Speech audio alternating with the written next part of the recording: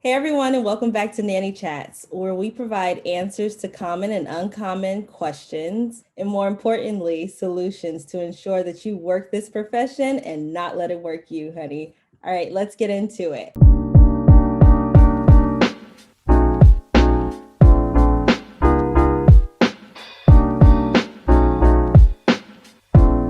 On today's episode, we have Mr. Warren Berger. He is back to speak to us about all things financial literacy.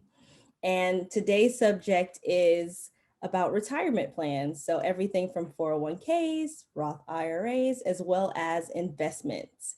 He's going to explain to us, as nannies, what is available to us and how we can go about planning for our future. So, welcome back, Warren. Hi, Brittany. It's great to be here again. I'm really excited to talk to you today about looking into the future for nannies for their retirement. All right, let's just dive in. So I had a question from Anne, who is the national nanny. And she asked, unlike other professions where you can put money into a 401k and a Roth, nannies typically can only put into a Roth IRA, a traditional IRA, which maxes out at $6,000. What are some long-term methods to put money away for the future?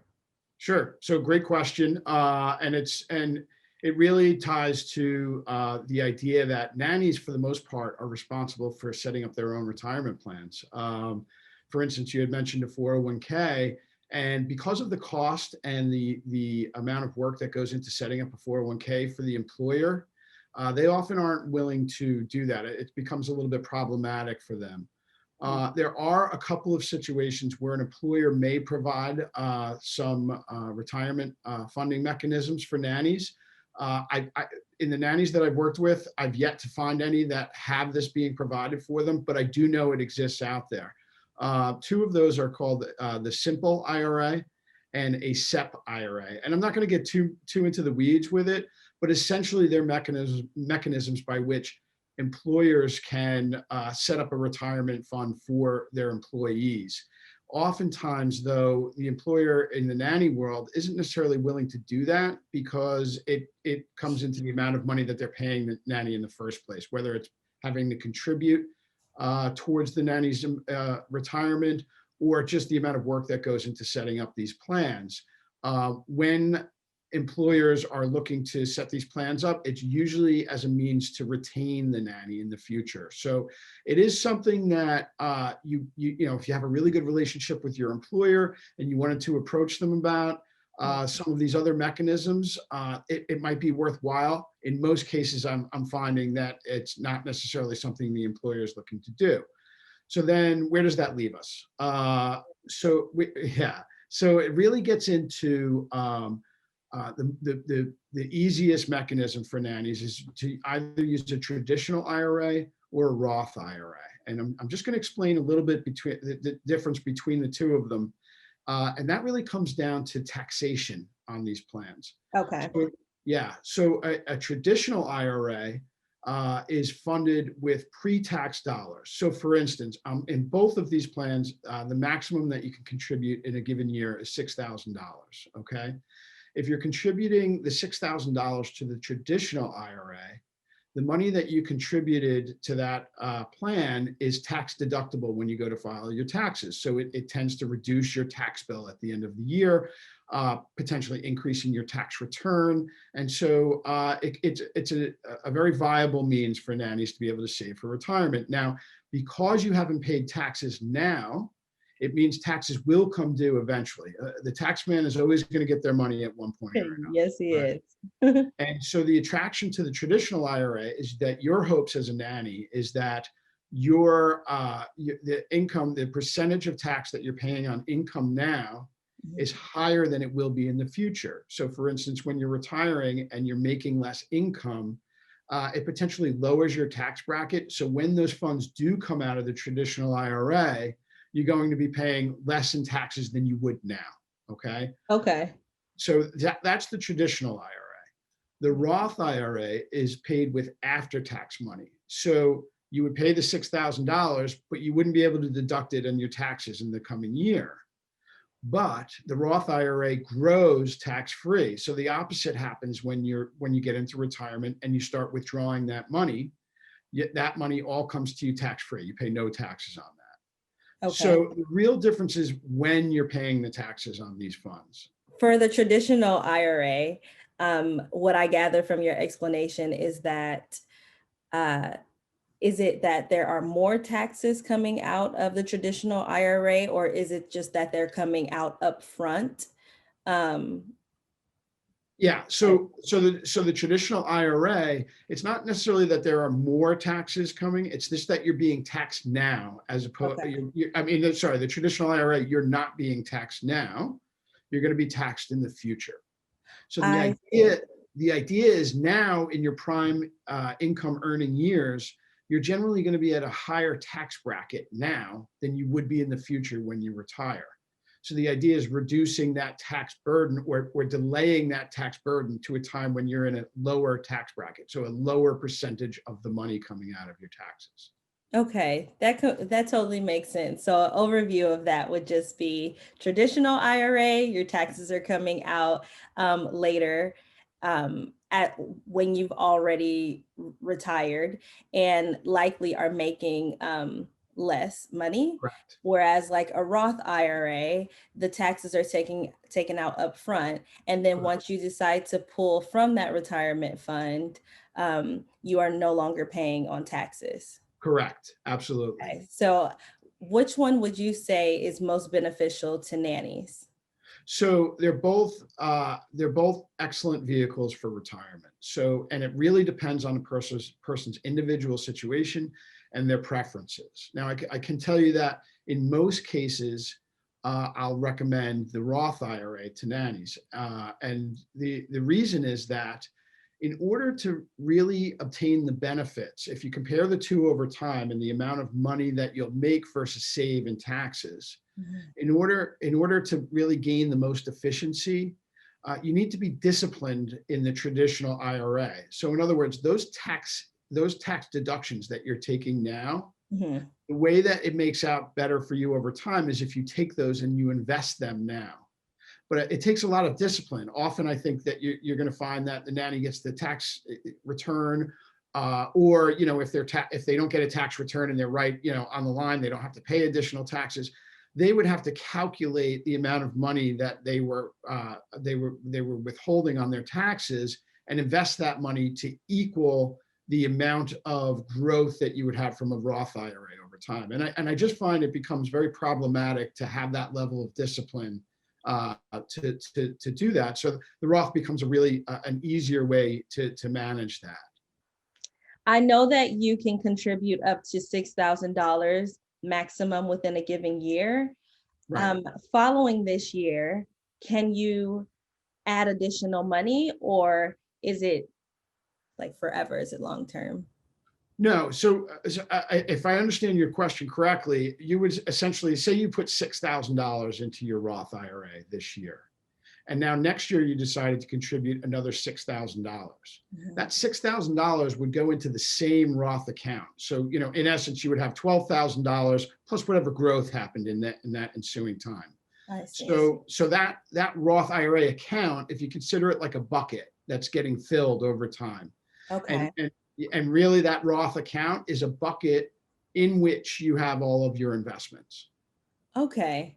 I understand that much better now. Thank you so much. I don't know if anyone else out there was a little confused by it sounded to me as though it was almost like checking accounts.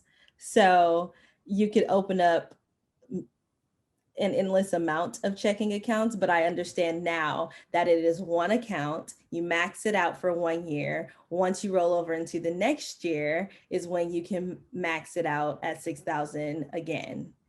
Correct. And you're adding to that account. And then within that account, within that bucket, Mhm. you can have a variety of different investments. So you can have stocks, you can have mutual funds, electronically traded funds. And as that grows, there's no limit to the number of different investments that you can have within that bucket.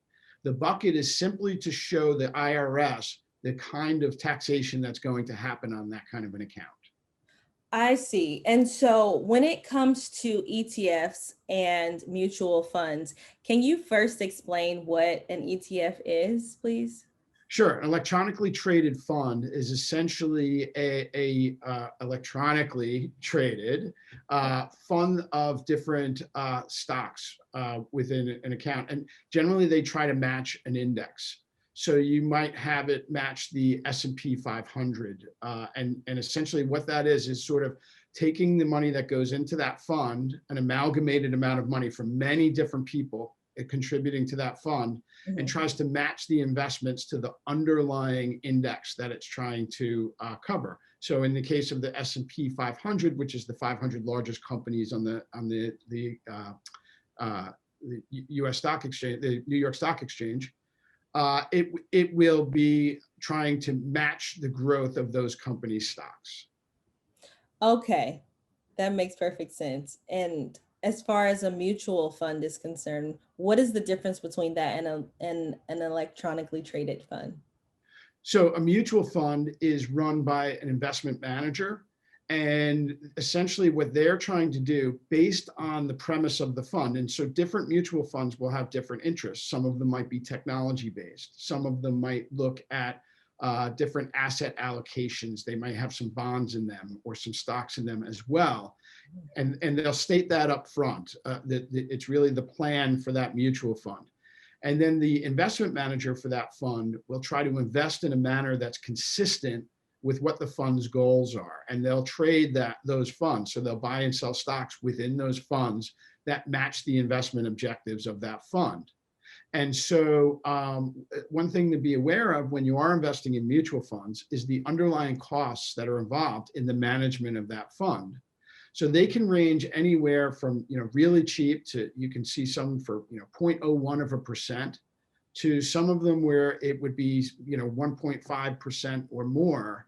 And so depending on what your investment objective is, it's really important to monitor what the costs of those funds are going to be, as well as some other factors such as the fund manager and their history and record and things like that. So the electronically traded fund essentially is basically algorithms that will track these indexes or the means for the fund, as opposed to the mutual fund where really it's investment managers that are making those decisions on a daily basis. Can you explain to me why does it cost to this might be a silly question. I don't know. What I guess There's why no such thing as a silly question. Okay. Thank you. I'm just trying to understand the mutual fund a little better. And why does it fluctuate so much as far as like how much one fund costs than another? Well, it really depends on the level of, there's a lot of different factors to consider. The underlying cost is a representation of how much the administrative costs of the funds are, how much staffing they have to make this happen, how large the fund is, in terms of the amount of assets, funds that are managing multi-billions versus ones that are managing less. Okay. And it also can have to do with the amount of trading that goes into these funds. So if you have funds that are just tracking sort of technology stocks and doing that in more of an electronic manner, they're going to have less costs than, say, a fund that focuses on emerging markets, which has less liquidity, which means less ability to be able to trade in and out in a very quick manner. And so there are other functions that need to happen in order for them to execute on what that fund is trying to do. So there's a variety of different reasons why there would be different pricing for these funds or underlying costs for these funds. And the key is when you're investing to make sure that those costs, underlying costs, and the objective of those funds are aligning with what you're trying to accomplish. Okay. Okay. Thank you for that information and explaining that a bit further. Sure. I would like to ask you, do you believe in like micro investing? And so like with apps like Acorn? Sure. Well, it's really not a matter of whether I believe in it or not. It ultimately comes down to your personal goals, right? And so if you're in a situation where you don't really have a lot of money to be able to invest, but you do want to try to be in a situation where money is growing over time, or maybe you're just getting your foot dipping your toe into the water of investing. Yeah. I think, apps like Eggcorn and some of these Robinhood and some of these other apps that are out there that are facilitating micro investing, I think it's a great way to go. For me, it's about education. Know what it is that you're investing in. Do the research, or have someone in your corner that does the research and has a better understanding. But it's just simple things. Does the company make sense? Is what they're doing, moving in a direction that you believe has a future? And then there's really getting in even more in depth, where you're looking at a balance sheet of the company to see, how much cash they have versus maybe potentially debt they have and things like that. The idea is to try to educate yourself as much as possible for each individual investment so that you're making the best decision that you can.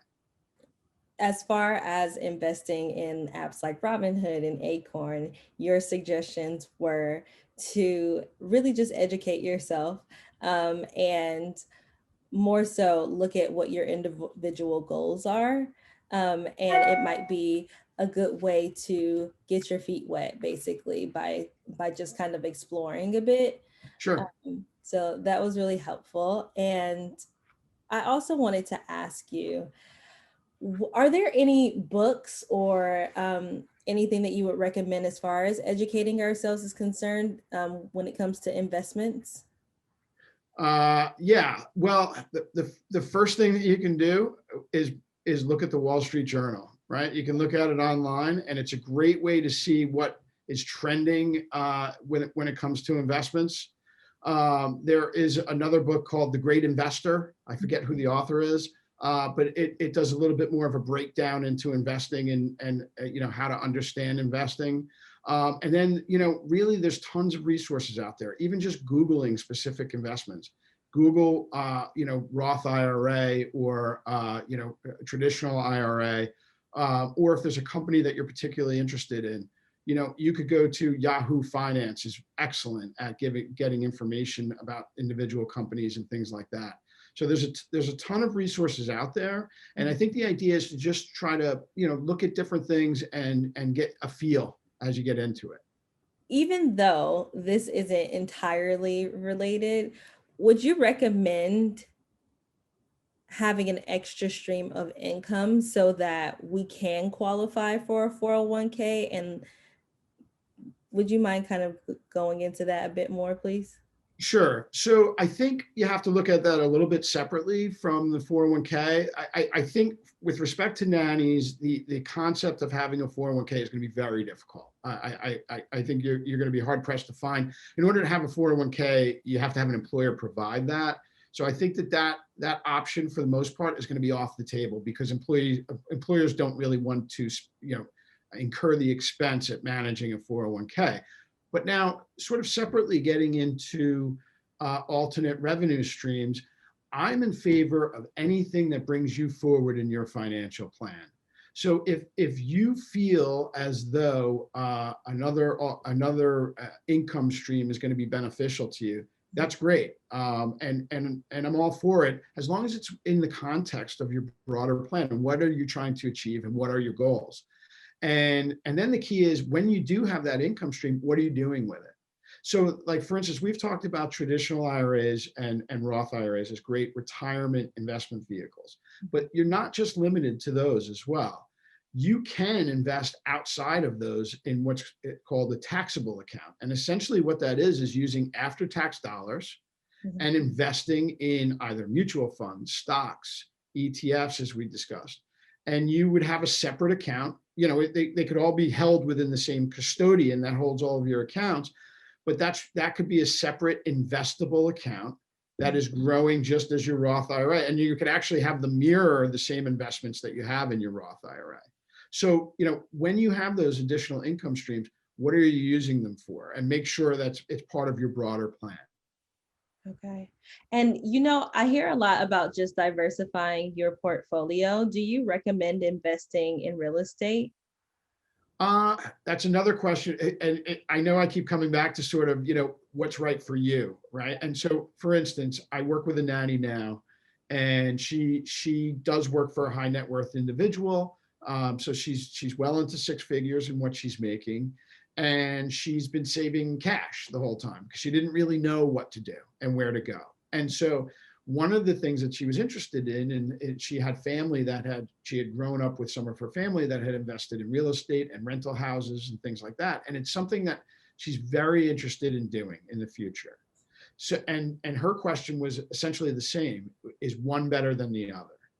And my answer is the same that I'm going to give to you. It really depends on your goals. Right. And there's certain things specific to real estate investment is, do you have the time to dedicate to it? So I think real estate investment is great, and diversifying your portfolio, I think, is fantastic. So having investments in the markets as well as real estate or any other viable investments you're looking at, I think are super beneficial. And in her case, what we've done is we have a certain amount that's being invested into the markets. Mhm. And then every year we're reserving like her bonus and things like that until, and then we're going to reevaluate each year and say, hey, is this the year that you're planning on doing an investment? And if she's not in that given year, then we're investing that into the markets, and we start saving again to gather the amount of funds you might need for, the down payment on a real estate investment. But we're always looking at growing her money, but with the goal of realizing her dream of having real estate when she's ready. As a nanny right now, she's traveling a lot with her family. She doesn't have the time to dedicate to that. Right. So in the meantime, make sure things are growing and then prepare. No one should jump on one of these investments without doing the due diligence beforehand anyway. So if you're planning a year ahead, it gives you time to build up those funds to be able to do that. You have to do your homework Always for about homework. I know. Unfortunately, we thought we were done with it out of school. It's still here. So everything. Are there any characteristics or any logistics that you would recommend as far as partnering with a financial advisor to better understand these topics and attain our goals? well, sure. And I think I would probably point to myself as a good example of this. Right. And there's a reason for that. So for instance, my firm is a fee-only financial advisor. And what that means is that we only get paid on the advice that we give to our clients. So we don't sell financial products. Oftentimes you may find financial advisors that are giving you advice, but also selling you insurance or selling you certain kinds of investments. And I'm not saying that they're bad. I'm really not. And they might be useful for your purposes.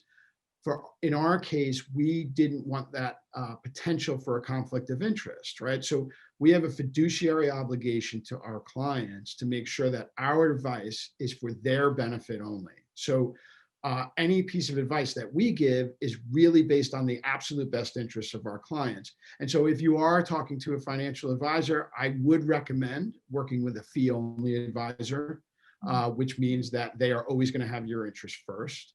And then really asking the questions, who is the typical person that they serve? Uh, uh, um, uh, Maybe giving a description of what your personal financial situation is and evaluating their response. Are they speaking to you in a way that makes you feel comfortable? Are they letting you speak? Are they letting you get your dreams and goals out? Or are they sort of busy trying to guide you before they even know who you are? And I think any financial advisor that you want to work with should at least have the first couple of meetings to be complimentary calls, so that they can get to know you and you can get to know them to see if it's a suitable match. And that should be able to give you the idea of whether or not this is someone that you want to work with in the future. And so that's how we work. We do sort of an initial call just to get to know each other. And then it works into, as Brittany and I we can attest to, a little bit more of an extensive call where we try to establish what your goals and your values are in your life. And so that's the kind of advisor I recommend working with, because that's the kind of advisor that we aspire to be. You touched on some really important points because money is, planning for your financial future, first of all, is so important, but it's really important to have someone actually partnering with you. Like, I I agree. talk about this as a nanny, like um, our jobs are to partner with families. Like it's not just like we just work for them and it's employee to employer. Like, sure, like that's the case. But at the same time, you are partnering and the household runs more smoothly if all parties are on the same page in that way. And it's the same when it comes to trusting someone with your finances. And I really like that about you because you, like I said before, you make me feel very comfortable and were very interested in what it was that I wanted in my future and also encouraged it. It wasn't something that like you discouraged, and I love that. Yeah, I mean, ultimately, my goal in working with clients, and this goes for myself and many advisors out there. So I'm really not trying to just tout myself as the person, you know. Right. But in my opinion, advisor working with someone, the ultimate goal should be to enable you to get where you want to go. So not taking my biases into account for what, maybe I might do in that situation, because I'm not living your life. What I Right. am trying to do is help you facilitate these goals and dreams in a way that is meaningful and achievable to you. So that's why we try to have these long-term ongoing relationships where we kind of become your not your 911 call when things are in trouble, and hopefully we have a good enough take on your financial situation to steer you in the right direction, but also to really sort of push you towards your dreams and hold you accountable for those things that you've already stated as being your long-term goals. Right. And so as a nanny, oftentimes because of like the niche, that's how I feel like this industry is. It's a niche. And I think that people are just beginning to understand what it is that we do, who we are.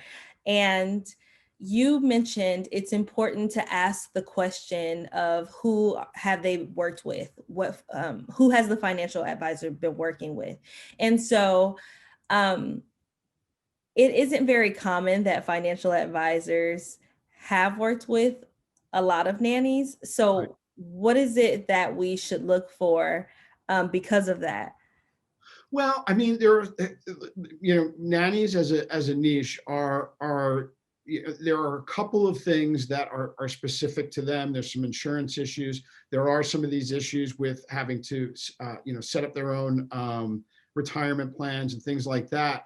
But they're not uncommon with many other industries as well, right? So I guess what you want to do is make sure that your advisor is someone that understands your situation, right? So nannies have many similar situations, but there's also, we're also individual people, right? And everyone's coming from a different background, both emotionally and financially, into how they view their future. So you want to make sure that it might not necessarily be that they only work with nannies, but it may be that they work with the kind of person that you are. And a lot of times you'll see that on their website, or just even in that initial phone call.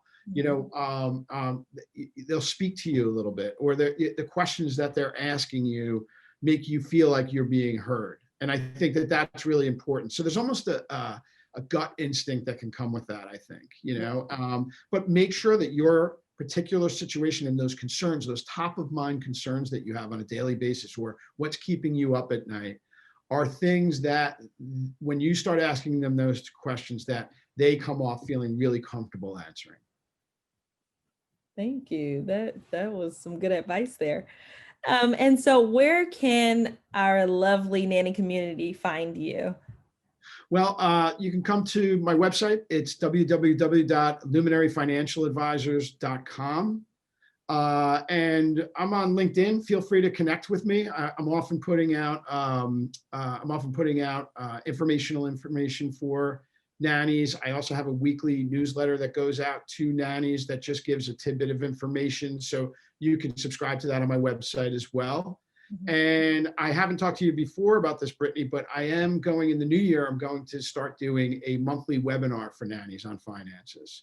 So Oh, that's exciting. yeah, I just really came up with this idea. I literally had a conversation with two nannies that I really kind of go to for advice when it comes to dealing with other nannies. They're Right. clients of mine, but I almost use them as like my advisory board. Like, what should I be focusing on? And we came up with this idea of doing a Ask Me Anything webinar where Each month, I'm going to provide a little bit of a different topic, but at the end, you can ask me anything that you want, and we'll talk about it. You hear that, Nanny community? I hope that's helpful. I really do. I think it would be, and it's a new thing for us. Yeah. What platform are you using in 2021? Is it going to be through your website? Are you going to hop on Instagram? Like, whatever. I wish I had the answer for that for you now, but we've literally just come up with this idea in the last week. So we're still putting the nuts and bolts together on it, but I'll certainly inform you, and you're welcome to inform your community as well. And I want to make sure that whatever we use, it's something that's really efficient and that nannies feel comfortable on the platform. So. Absolutely. Thank you. We talked about a little bit of this and a little bit of that, and stay tuned for the next episode of Nanny Chats. Thank you so much, Warren. It was My so pleasure. nice speaking to you again. It's my pleasure. Thank you, Brittany. I'll see you soon. Basis for all the other financial decisions that you make in your life. And it sounds simple, but it really is a simple concept. It's assessing how much money is coming in versus